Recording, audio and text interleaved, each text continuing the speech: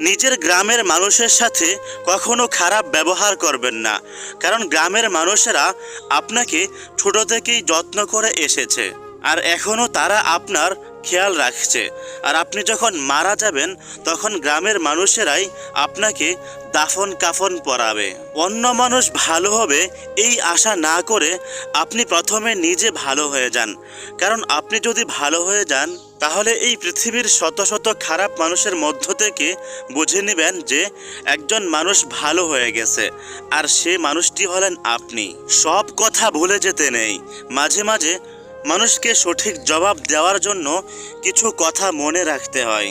আপনি যার সাথে কথা বলার জন্য বারবার তার ইনবক্সে মেসেজ দিচ্ছেন, বলা যায় না তো সে হয়তো অন্য কারোর ইনবক্সে ব্যস্ত।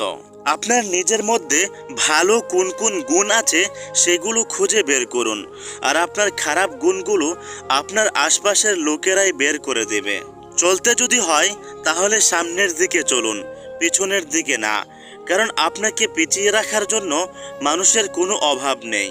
সফলতা পাওয়ার জন্য সবচেয়ে বড় উপায় হলো আপনি যেই উপদেশগুলো অন্যদেরকে দেন প্রথমে সেগুলো নিজে পালন করুন।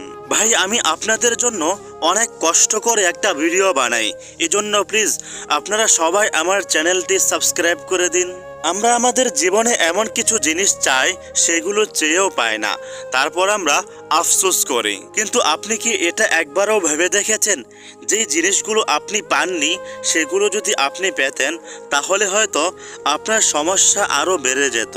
আপনি যদি কাউকে কষ্ট দেন আর অন্যকে কষ্ট দিয়ে নিজের সুখের আশা করেন তাহলে এটা আপনার জন্য বোকামি ছাড়া আর কিছুই হবে না।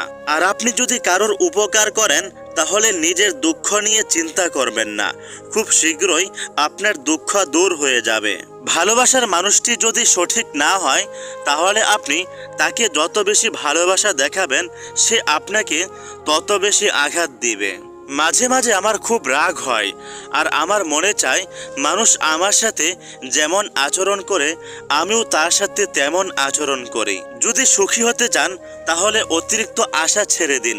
যদি কারোর উপকার করে থাকেন তাহলে তার কাছ থেকেও উপকার পাওয়ার আশা ছেড়ে দিন, কারণ তার কাছ থেকে উপকার পাওয়ার আশা আপনি এই জন্য ছেড়ে দিবেন যে এটা আপনি যতদিন মনে রাখবেন ততদিন আপনার নিজের মধ্যে অহংকার পয়দা হবে। জীবনে যাকে পাওয়া হবে না ভাগ্য আমাদেরকে তাদের সাথেই সম্পর্ক করিয়ে দেয়।